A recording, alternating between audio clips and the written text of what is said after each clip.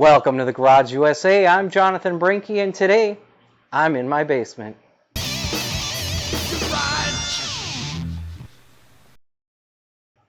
Thanks for joining me. So I actually shot this video for another channel that I had. However, that channel no longer exists. So I thought I would just carry this particular video over onto this channel.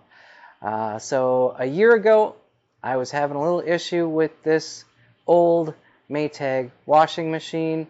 When I found the paperwork for the installation of this, it was installed in the house in June of 1984. So that does make this a 41-year-old washing machine.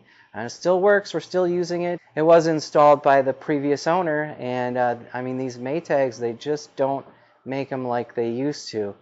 So I'm going to go ahead and show you what's going on here. So let's go ahead and get started. When you turn the machine on, it fills up with water, which is what it's supposed to do. But once it gets full and goes through all these cycles and hits the spin cycle, I'll show you what happens when it gets there.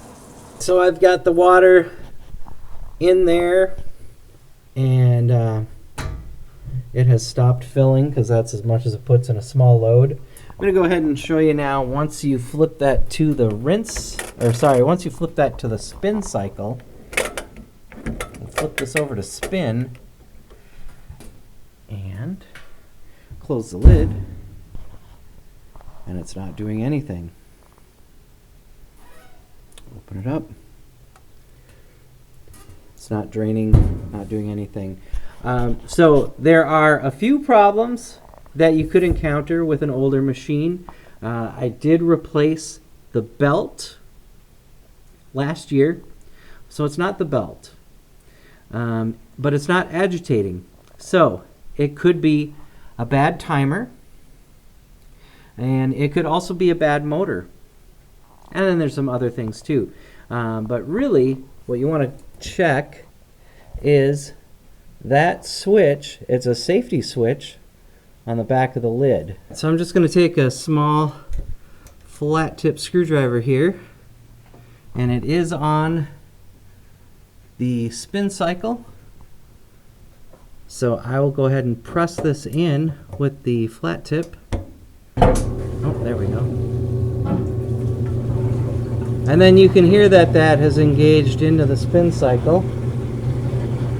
You can hear the water draining. And you can see the water draining out of that tube.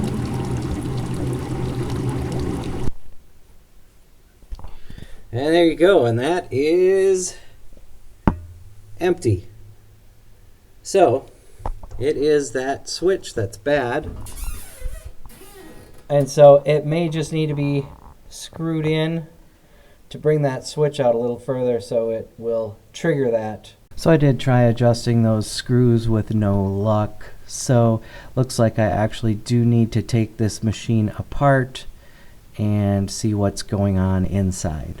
And before we mess with anything electrical on this, we do want to make sure that the machine is unplugged so you don't touch anything live in here. So we'll go ahead and unplug that. So there are two screws on the bottom of this machine we'll have to take out. And then once those screws are removed, then we can take this whole front panel off. And then once we take this panel off, on the top here, there's going to be two bolts. And then we'll just have to unbolt it on both sides. And then this top will come off.